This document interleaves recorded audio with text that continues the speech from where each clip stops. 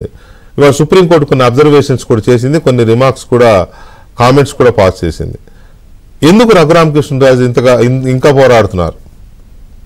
ఇంతగా ఎందుకు పోరాడుతున్నారు? ఇంకా ఎందుకు పోరాడుతున్నారు? ఇలాంటి కీలకమైన అంశాలు చర్చించడానికి రఘురామకృష్ణరాజు గారు మనతో లైవ్ లో ఉన్నారు, వారితో మాట్లాడదాం. రఘురామరాజు గారు నమస్కారం అండి. నమస్తే వెంకటకృష్ణ గారు. ఏంటి గొంతు కొద్దిగా వీక్ గా అనిపించింది, గొంతు బాగానే ఉన్నారా? అబ్బబ్బా బ్రహ్మాండంగా ఉన్నా. అంటే సీజనల్ దగ్గు జలుబు అలాంటివి వస్తున్నాయి, మన ఊరిలో వచ్చినట్టున్నారు కదా, అందుకని డౌట్ వచ్చి అడిగి. అంతే అంతే అంతే. ఏంటి ఊరు వెళ్ళినప్పుడు కొంచెం చాలా వచ్చిన మాట వాస్తవం. అదే అందుకే డౌట్ వచ్చి అడిగాను. ఎనీవే, సుప్రీంకోర్టు ఇవాళ అబ్జర్వేషన్స్ కొన్ని చూస్తే కొంత శుతిమెత్తగా సిబిఐని కొంచెం చురకలు అంటించినట్టుగా అనిపించింది నాకు ఆర్గ్యుమెంట్స్ చూస్తే. ఏంటి దాని తాత్పర్యం?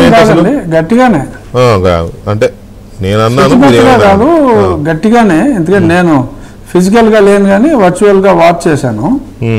సో స్ట్రాంగ్ గానే మాట్లాడారు. అంటే జగన్మోహన్ రెడ్డి గారి తరఫున ప్రభుత్వ కేసులు వాదించే ముకుల్ రోహ్తగి ఆయన పర్సనల్ కేసుకు కూడా ఆయనే అపీర్ అయ్యాడు. ఇంకా బ్యాటరీ ఆఫ్ లాయర్స్ అక్కడ ఉన్నప్పటికీ కూడా ఫస్ట్ ఈయనే ముక్కులే ఆయన స్టార్ట్ చేయడం జరిగింది. అబ్బాయి అసలు ఈ పిటిషన్ కొట్టేయాలి, ఈ పిటిషన్కి విచారణ అర్హత లేదు అని చెప్పి ఆయన ఆర్గ్యూ చేసినప్పుడు ఆయన justice Sanjiv Khanna, is number 2 judge, is going to be the next chief.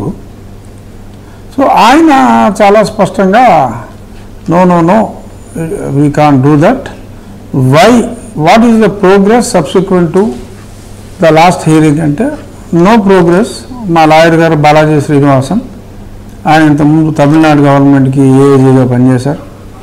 ఆయన చాలా స్పష్టంగా ఏ ప్రోగ్రెస్ లేదు, ఆ రోజు నుంచి ఈ రోజు దాకా ఏ ప్రోగ్రెస్ లేదు అని చెప్పారు.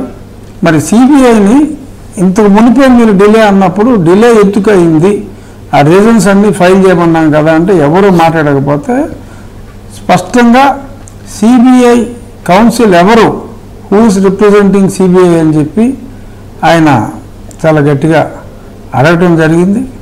కాసేపు మౌనం తర్వాత ఎస్వి రాజు గారు అని ఆయన additional solicitor general of India, so సిబిఐని నేను రిప్రజెంట్ చేస్తున్నాను అని చెప్పి అడిగినప్పుడు వారు అడిగారు, మరి ఎందుకని నువ్వు ఫైల్ చేయలేదు అంటే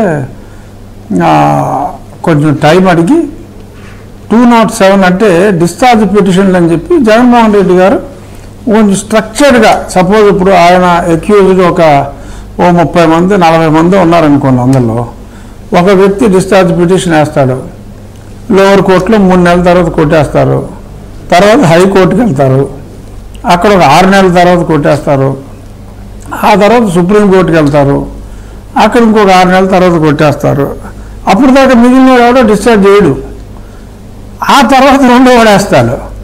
ఇలాగా 10 సంవత్సరాలుగా డిశ్చార్జ్ పిటిషన్లతోనే కాలం గడుపుతున్నారు అని ఇంత స్పష్టంగా చెప్పకుండా సెక్షన్ 207 ప్రకారం డిశ్చార్జ్ పిటిషన్ని దే ఆర్ యూజింగ్ ఇట్, దానివల్ల మేము ఏం చేయలేకపోతున్నామని చెప్తే, is it not the court's responsibility to handle the discharge petitions? Discharge petitions వేయాలనుకున్న వాళ్ళు అందరూ ఇప్పుడే వేయండి అని మూకమ్మగా కొట్టేస్తే అది 20 రోజుల పని మొత్తం మీద. ఏది 10 సంవత్సరాల క్రితమే జరగవలసింది అది.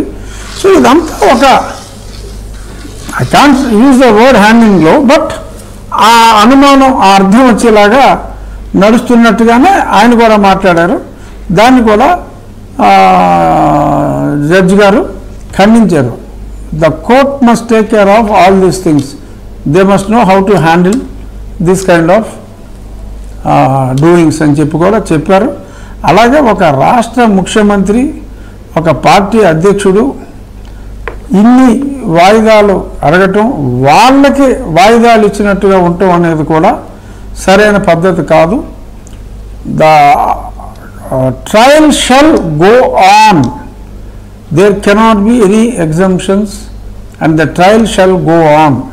అంటే ఈయన గతంలో జగన్మోహన్ రెడ్డి గారు హైదరాబాద్ హైకోర్టులో, నేను యువర్ ఆనర్, నేను ఆంధ్రప్రదేశ్ ముఖ్యమంత్రిగా ఏదో రూపాయి జీతాన్ని పనిచేసుకుంటున్నాను, నేను ఇక్కడికి రావాలంటే 60 లక్షలు ఖర్చు అవుతుంది వారం.